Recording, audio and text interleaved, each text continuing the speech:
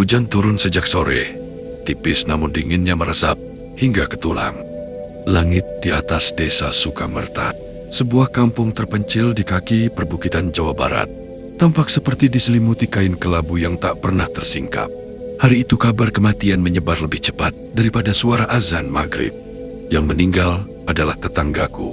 Aku tidak ingin menyebut namanya yang sebenarnya. Di kampung, ia dikenal sebagai Pak Darmo. Namun, bagi sebagian warga, namanya adalah kutukan. Bagi sebagian lainnya, ia adalah ketakutan yang berjalan. Dan bagi orang-orang yang pernah berurusan dengannya, ia adalah mimpi buruk yang tak pernah benar-benar berakhir. Pak Darmo bukanlah orang yang disukai. Ia dikenal sebagai penjudi kelas berat. Hampir setiap malam, orang melihatnya duduk di warung remang di ujung kampung, ditemani kartu, rokok, dan botol arak murahan. Ia juga dikenal sering menghilang berhari-hari, lalu pulang dengan bau parfum asing dan pakaian baru. Namun, bukan itu yang membuat warga membencinya. Yang membuat warga takut padanya adalah uang. Ia meminjamkan uang dengan bunga mencekik. Sawah, sepeda motor, bahkan rumah kecil milik warga pernah berpindah tangan karena tidak mampu membayar utangnya. Orang-orang menyebutnya lintah darat, namun tak seorang pun berani mengatakannya di depan wajahnya. Karena Pak Darmo tidak hanya kaya, ia juga memiliki sorot mata yang membuat orang merasa sedang dihakimi. Ketika ia meninggal dunia, tidak ada tangisan dari tetangga, tidak ada pelayat, tidak ada kerumunan. Rumahnya sunyi, seolah kematian itu hanyalah urusan keluarganya sendiri. Namun menjelang Isya, istrinya, Bu Ratih, keluar rumah dengan mata bengkak dan suara putus-putus. Ia berjalan dari rumah ke rumah, memohon bantuan, memohon agar jenazah suaminya dimakamkan. Seorang kiai sepuh kampung, Kiai Hashim, akhirnya berkata dengan suara lembut, "Seburuk apapun semasa hidupnya, kita tetap berkewajiban mengurus jenazahnya." Warga saling pandang, sebagian enggan, sebagian takut. Namun tak ada yang berani menolak permintaan seorang kiai.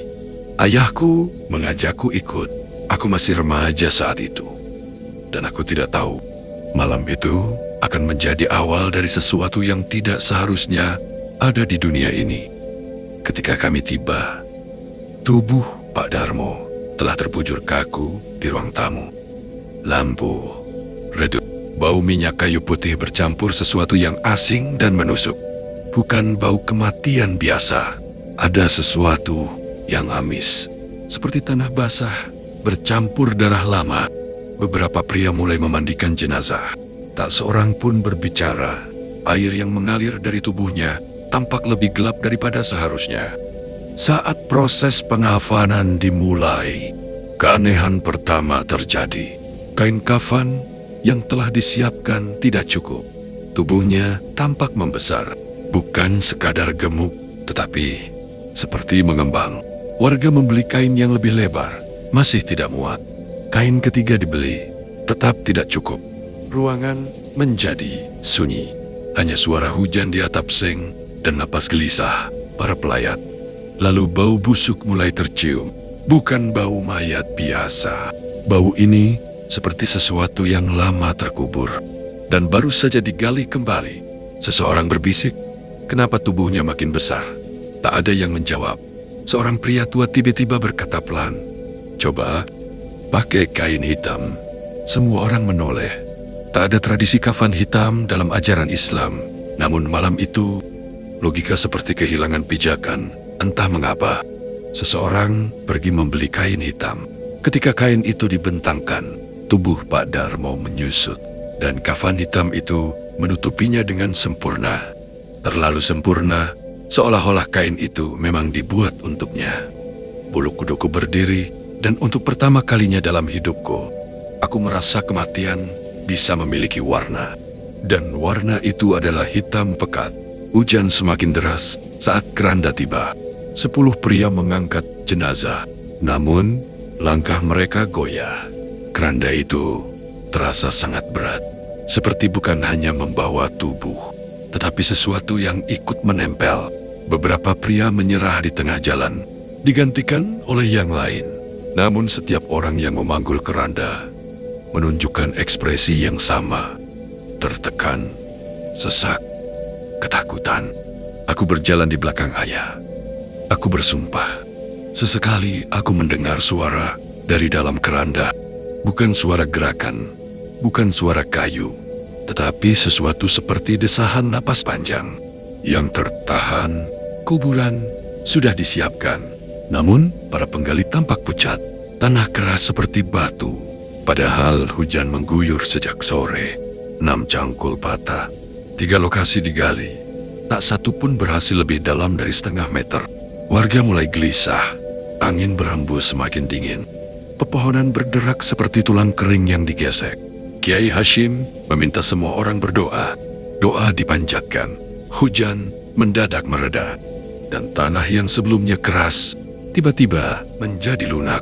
Lubang kubur akhirnya selesai. Namun tidak ada yang mau turun ke liang lahat. Hening, hujan kembali turun. Petir menyambar. Langit seperti retak. Warga sepakat menurunkan jenazah dengan tali. Keranda diletakkan di tepi liang. Dan saat itulah tanah bergetar. Gempa singkat mengguncang bumi. Keranda tergeser. Jenazah Pak Darmo jatuh sendiri ke dalam lubang. Suara benturan terdengar berat. Tidak seperti tubuh jatuh. Lebih seperti batu besar menghantam dasar sumur. Tak seorang pun berbicara. Tanpa aba-aba, warga segera menimbun tanah secepat mungkin. Seolah takut sesuatu akan keluar kembali. Pemakaman selesai. Doa terakhir dipanjatkan. Warga pulang tanpa percakapan. Namun malam itu, Desa Sukamerta tidak pernah kembali sama. Dan aku tidak tahu bahwa kafan hitam itu bukan akhir, melainkan permulaan. Sejak malam pemakaman Pak Darmo, Desa Sukamerta tidak pernah kembali sama. Tidak ada perubahan yang tampak jelas. Rumah-rumah bambu masih berdiri rapuh di pinggir jalan tanah. Pohon-pohon bambu masih berderit tertiup angin. Musola kecil di tengah kampung tetap memancarkan cahaya redup yang biasanya terasa menenangkan. Namun, entah sejak kapan, rasa tentram itu lenyap. Malam kini terasa lebih panjang, lebih berat, lebih dingin. Orang-orang mulai menutup pintu sebelum azan Isya selesai. Anak-anak dilarang bermain di luar selepas maghrib. Bahkan suara jangkrik pun terasa seperti terlalu keras, seolah memecah kesunyian yang seharusnya dibiarkan utuh.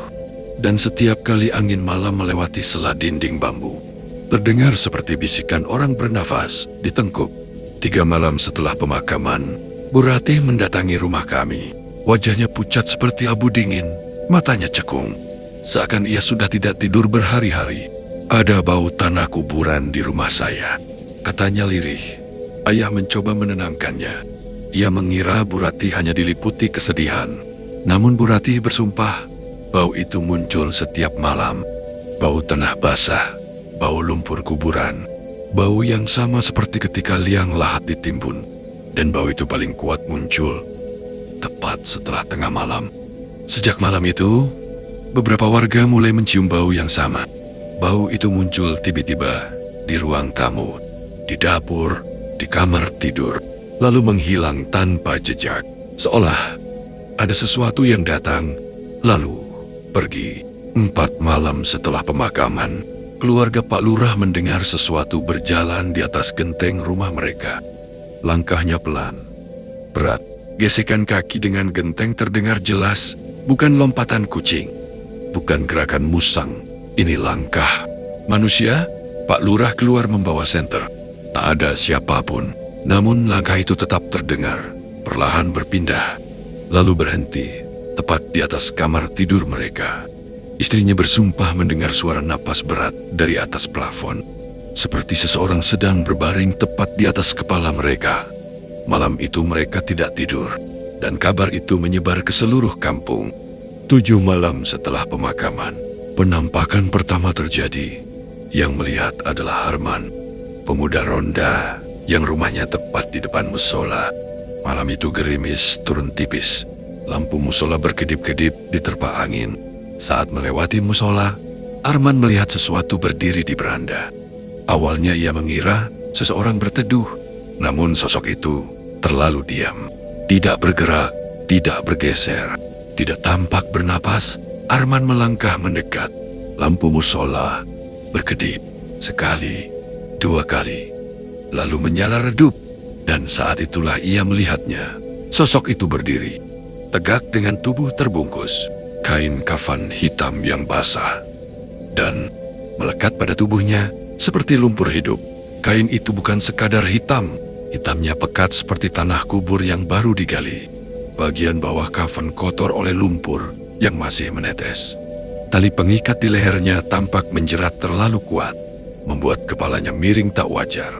Namun yang paling mengerikan adalah wajahnya. Wajah pucat keabu-abuan, bukan seperti kulit manusia, melainkan seperti lilin yang meleleh dan kembali mengeras. Kulit pipinya retak-retak, bibirnya menghitam dan terbuka. Dari sela bibir itu tampak gigi kuning kusam. Sebagian tanggal, sebagian lain tampak seperti membusuk. Hidungnya tampak runtuh ke dalam, hanya menyisakan lubang gelap. Dan matanya bukan bola mata manusia, melainkan dua cekungan dalam yang dipenuhi kegelapan pekat. Namun, di dalam kegelapan itu, terlihat kilatan putih kecil bergerak-gerak seperti belatung. Air hitam mengalir perlahan dari sudut matanya, turun ke pipi, lalu menetes ke kain kafan. Aroma tanah kubur bercampur bau bangkai menusuk udara. Arman membeku. Sosok itu tidak melompat, tidak berjalan, tidak bergerak. Namun, tiba-tiba, kepalanya tersentak menghadap Arman. Suara tulang leher berderak patah terdengar jelas. Mulutnya membuka lebih lebar, tercium bau busuk yang membuat perut Arman bergejolak. Dan dari tenggorokannya keluar suara parau, dingin. Arman tidak ingat bagaimana ia sampai di rumah. Ibunya menemukan dia pingsan di depan pintu dengan tubuh dingin seperti es. Sejak malam itu, warga mulai ketakutan berjalan sendirian.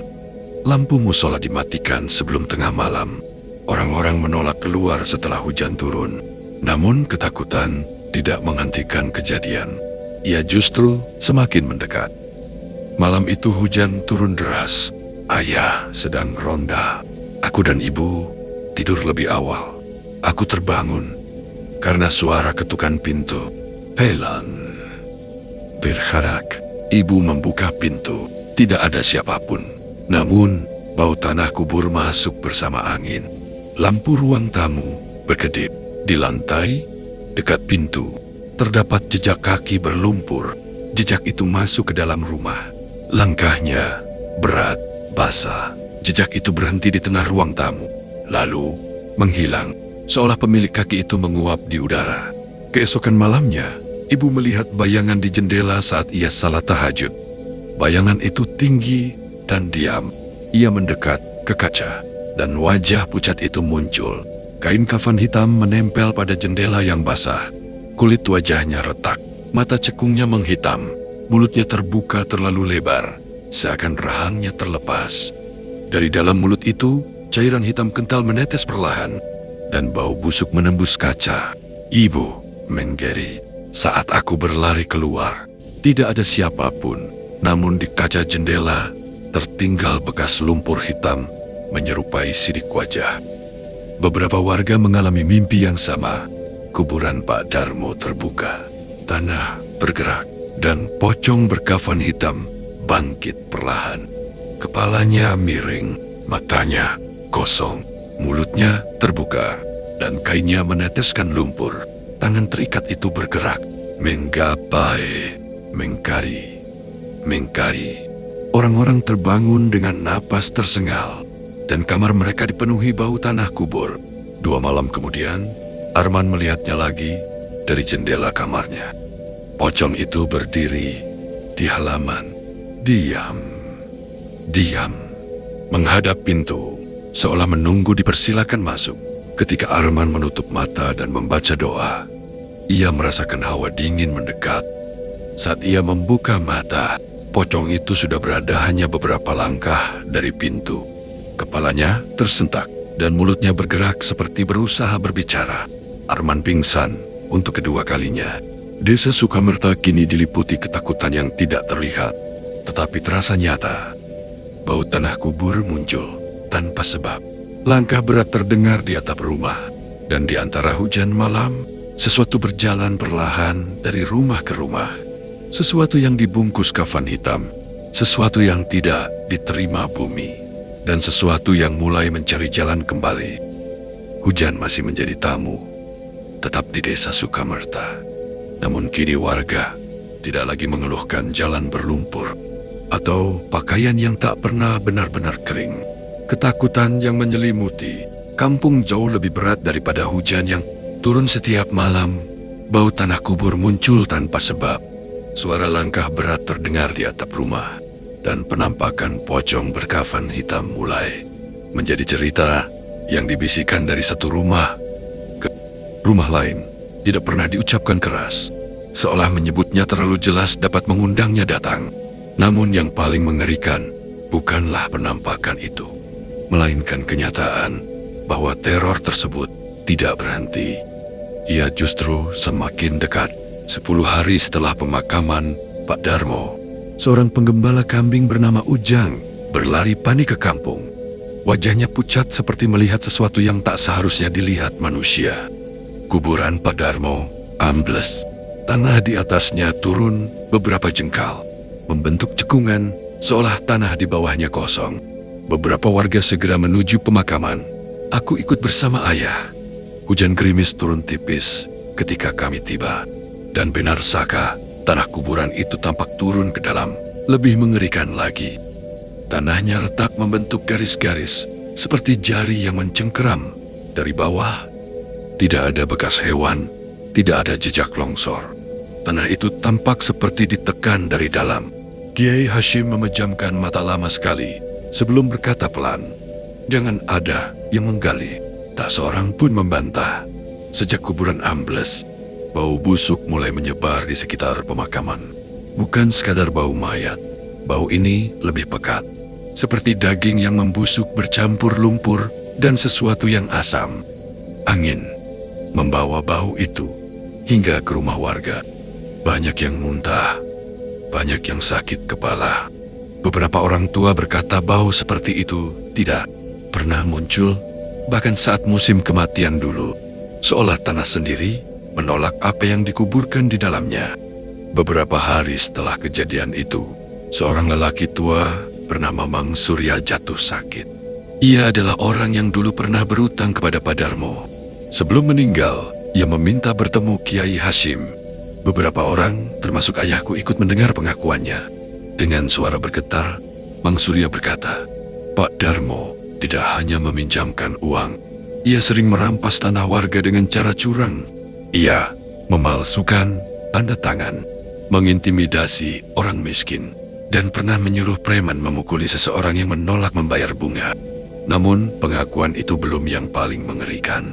Mang Surya bersumpah bahwa bertahun-tahun lalu, seorang perantau yang berutang kepada Pak Darmo menghilang setelah mendatangi rumahnya pada malam hari, tidak pernah ditemukan. Dan sejak malam itu, Pak Darmo membeli tanah baru di belakang rumahnya. Tanah yang selalu basah dan tidak pernah ditanami apapun. Mang Surya meninggal malam itu, dan rahasia itu menyebar seperti asap. Beberapa pemuda kampung, termasuk Arman, memutuskan memeriksa tanah kosong di belakang rumah Pak Darmo. Hujan berhenti saat mereka tiba. Tanah itu lebih gelap daripada sekitarnya. Rumput tidak tumbuh, udara di atasnya terasa lebih dingin. Di tengah tanah kosong itu, terdapat sumur tua yang tertutup papan lapuk. Ketika papan dibuka, bau busuk menyembur keluar. Bukan bau air tergenang, tetapi bau pembusukan. Salah satu pemuda menyorotkan senter. Air sumur berwarna hitam pekat, dan sesuatu mengapung di permukaannya. Bukan kayu, bukan sampah, melainkan serpihan kain yang tampak seperti kafan lama. Mereka menutup sumur itu kembali. Tak seorang pun berani menyentuhnya. Malam itu, Arman kembali bermimpi buruk. Warga yang bermimpi tentang pocong kini melihat hal yang sama. Kuburan terbuka, tanah bergerak, dan pocong berkafan hitam bangkit perlahan. Namun kini, mimpi itu berubah. Pocong itu tidak lagi berada di kuburan. Ia berdiri di dalam rumah mereka, di dekat tempat tidur, menunduk, menatap wajah mereka dari jarak sangat dekat. Mereka dapat mencium bau busuk dari mulutnya, mendengar suara cairan menetes dari kain kafannya, dan melihat belatung bergerak di dalam cekungan matanya. Orang-orang terbangun dengan jeritan dan menemukan jejak lumpur di lantai kamar. Teror kini tidak hanya terlihat, ia dapat dirasakan. Pintu terbuka sendiri di tengah malam. Air sumur menjadi keruh dan berbau. Lampu padam tanpa sebab. Suara napas terdengar dari sudut ruangan. Seorang ibu pingsan setelah merasakan sesuatu duduk di ujung ranjangnya. Seorang anak kecil berkata, ada kakek hitam berdiri di pojok kamar. Warga semakin yakin sesuatu belum selesai. Pada malam Jumat, Kiai Hashim pergi ke kuburan Pak Darmo, ditemani beberapa warga. Aku ikut bersama ayah. Langit mendung tanpa hujan. Angin tidak berembus, namun udara terasa berat. Kuburan itu tampak lebih ambles dari sebelumnya. Tanah retak semakin lebar. Kiai Hashim membaca doa dengan suara pelan. Tiba-tiba tanah di atas kuburan bergerak halus, seperti sesuatu bergeser di bawahnya. Beberapa warga mundur ketakutan, lalu terdengar suara dari dalam tanah. Bukan suara manusia, bukan suara hewan, melainkan gesekan serak, seperti kain basah diseret di lumpur. Bau busuk menyembur keluar. Salah satu warga muntah. Doa Kiai Hashim semakin keras. Tanah berhenti bergerak. Namun retakan di permukaannya membentuk pola yang menyerupai ikatan tali di leher pocong. Keesokan malamnya, Arman tidak pulang ke rumah. Ia ditemukan pagi hari di dekat pemakaman. Duduk kaku, matanya kosong. Kakinya berlumpur hingga lutut. Ia berkata hanya satu kalimat berulang-ulang. Dia tidak sendirian. Dia tidak sendirian. Sejak hari itu, Arman tidak pernah kembali seperti dulu. Warga kini mulai memahami bahwa yang terjadi bukan sekadar gangguan arwah. Ini bukan hanya tentang kematian. Ini tentang sesuatu yang dikubur bersama dosa. Sesuatu yang menuntut. Sesuatu yang mencari. Dan mungkin sesuatu yang tidak pernah dimakamkan dengan benar. Malam berikutnya, hujan turun kembali. Namun kali ini, di antara suara hujan, beberapa warga mendengar sesuatu yang baru. Suara seretan kain basah di jalan tanah. Perlahan, berat, mendekat. Dan di rumah-rumah yang lampunya dipadamkan lebih awal. Orang-orang mulai merasa mereka tidak lagi sendirian di dalam kegelapan. Hujan masih turun hampir setiap malam di desa Sukamerta. Tetapi kini, warga tidak lagi menunggu reda. Mereka hanya menunggu pagi, karena malam telah berubah menjadi waktu ketika sesuatu bergerak. Di luar jangkauan cahaya, kuburan yang ambles, sumur tua berbau busuk, mimpi-mimpi yang sama, dan pocong berkafan hitam yang semakin sering terlihat. Namun teror berikutnya datang dari arah yang tidak diduga. Ia tidak muncul dari kuburan, tidak berjalan di jalan tanah, tidak berdiri di jendela. Ia menyebar melalui cerita. Setelah kondisi Arman memburuk, keluarga Pak Darmo akhirnya meminta warga untuk tidak lagi membicarakan penampakan pocong itu. Bu Rati datang ke musola dengan wajah putus asa. Tolong, jangan ceritakan lagi. Sejak orang-orang membicarakannya, gangguan makin sering. Sebagian warga setuju. Sebagian lainnya merasa larangan itu justru menambah ketakutan. Namun, Kiai Hashim mengangguk pelan. Kadang sesuatu menjadi kuat karena terus diingat, katanya. Sejak saat itu, warga berusaha tidak membicarakan teror tersebut. Namun rasa takut tidak bisa disembunyikan. Dan cerita yang ditekan justru mencari jalan lain untuk keluar. 3 hari setelah larangan itu, seorang kerabat warga di desa sebelah datang berkunjung. Ia tampak pucat dan linglung.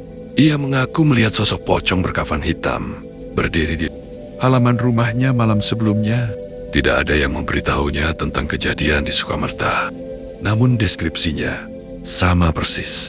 Kain hitam basah berlumpur, kepala miring terikat tali, Mata cekung gelap, mulut terbuka, mengeluarkan cairan hitam. Warga saling berpandangan. Tak seorang pun berani menyimpulkan apapun. Namun rasa takut merayap semakin dalam. Beberapa pedagang yang melewati kampung mulai mendengar kabar tersebut. Seorang sopir angkot bersumpah melihat pocong berdiri di tikungan jalan menuju Sukamerta. Seorang penjual sayur melihat sosok hitam melompat di antara pohon bambu saat subuh. Seorang tukang ojek menolak melewati jalan kuburan setelah melihat kain hitam berdiri di tengah jalan lalu menghilang. Tak semua orang percaya. Namun cerita-cerita itu memiliki detail yang sama. Terlalu sama. Seolah mereka melihat makhluk yang sama. Aku mulai memperhatikan sesuatu yang aneh. Setiap orang yang mendengar cerita tentang pocong berkafan hitam dengan detail wajahnya memiliki kemungkinan lebih besar melihatnya.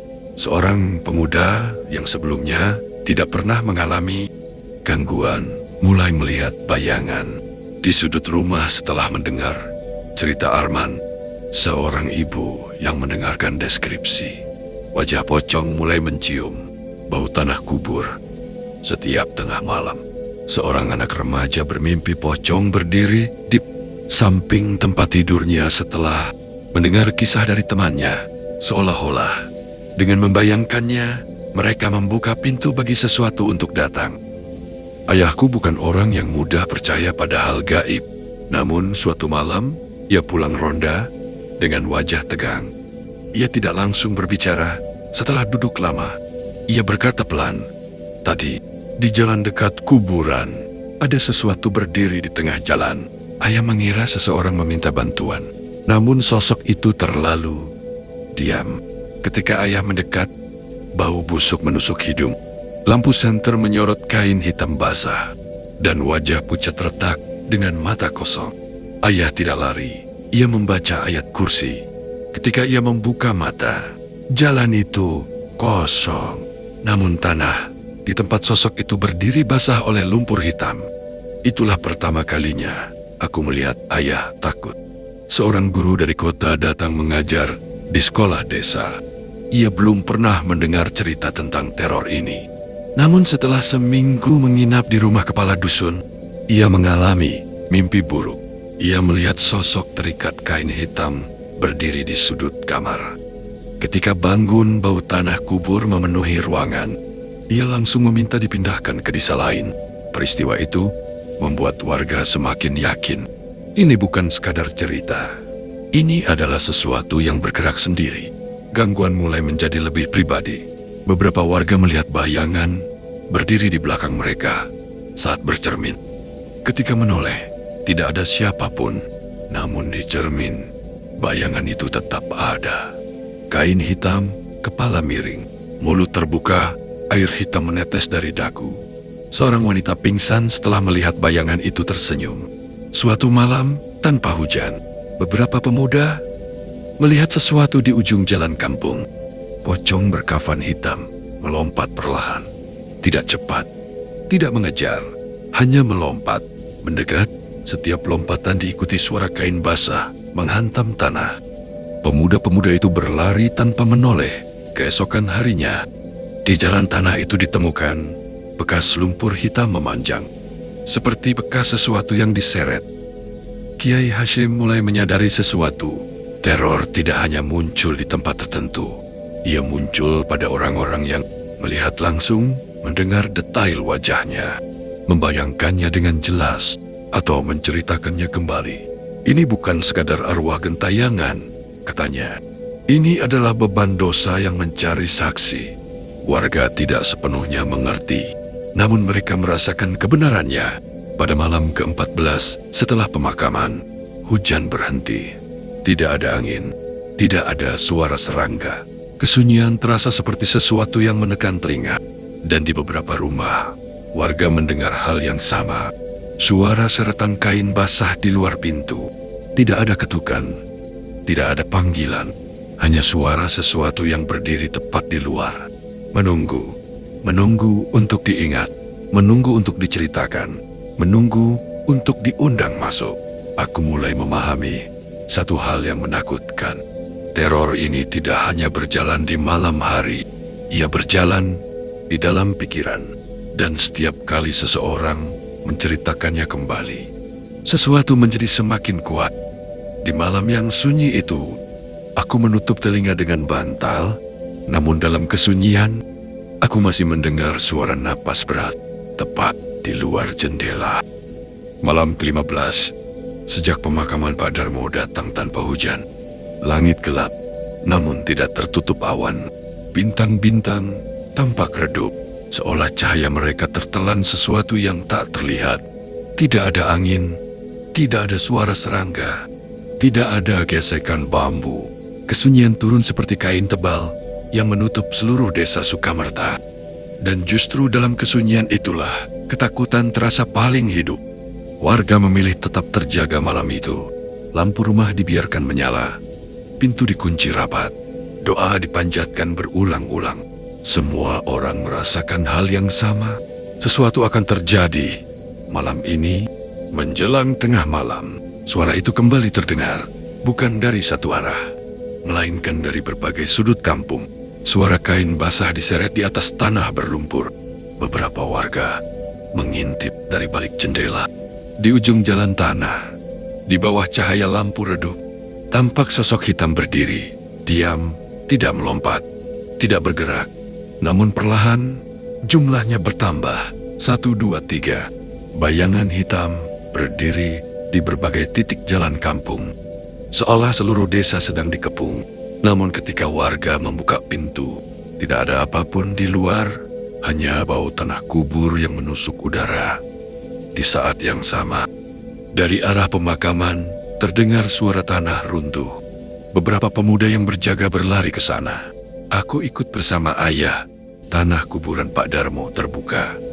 Bukan ambles, melainkan terbelah. Lubang gelap menganga di tengah gundukan tanah.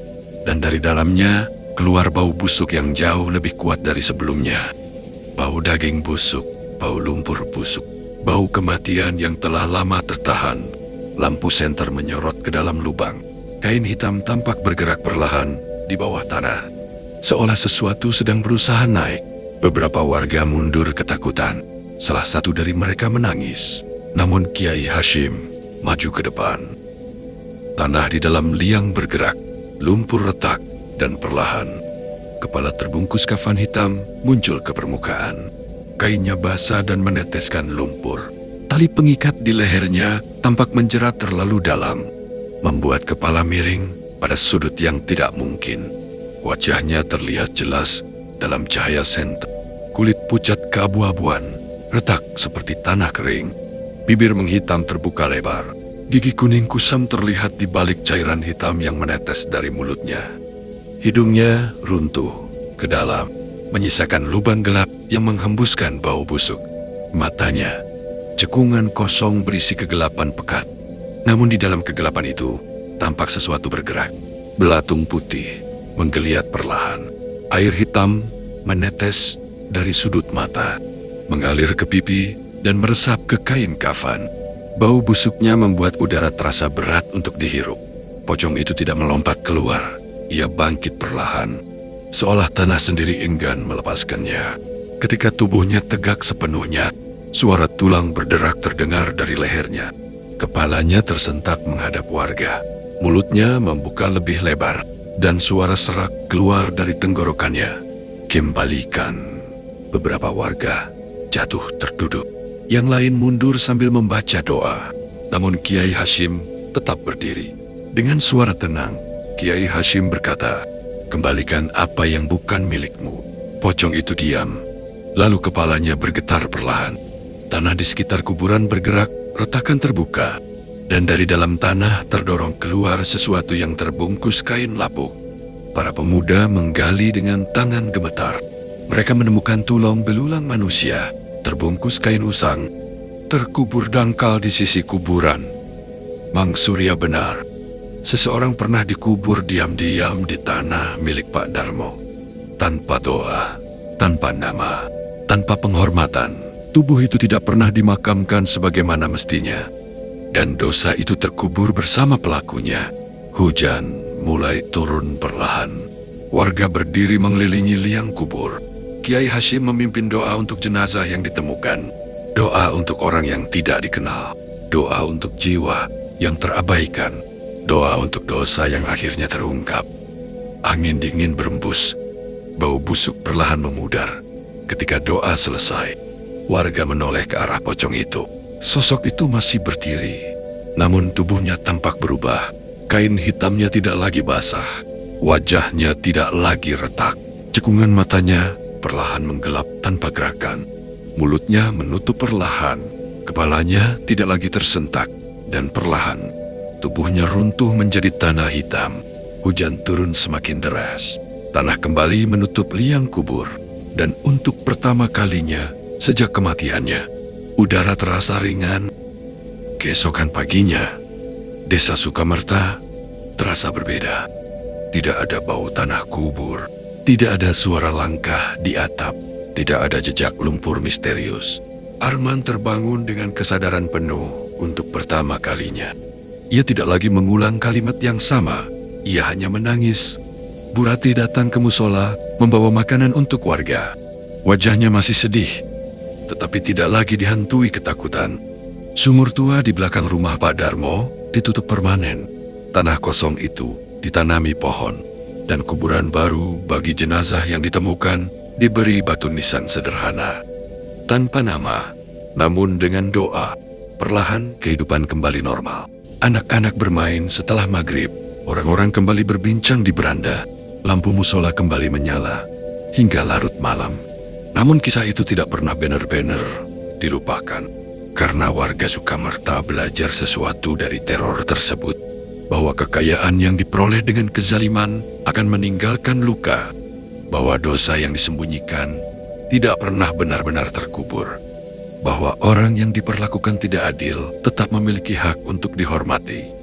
Dan bahwa ketakutan sering lahir dari kesalahan manusia sendiri. Kiai Hashim pernah berkata, bumi menerima jasad manusia, tetapi menolak kezaliman yang dikubur bersamanya. Kini aku memahami maksudnya. Teror itu bukan datang untuk menakuti. Ia datang untuk menuntut. Menuntut kebenaran, menuntut pengakuan, menuntut keadilan. Dan ketika keadilan ditegakkan, bahkan sesuatu yang paling gelap pun akhirnya bisa pergi. Namun hingga hari ini, setiap kali hujan turun di malam hari dan angin membawa aroma tanah basah, aku masih teringat wajah pucat berkafan hitam itu. Dan aku tahu satu hal, kisah ini bukan sekadar cerita horor. Ia adalah pengingat bahwa tidak semua yang dikubur akan tetap diam selamanya.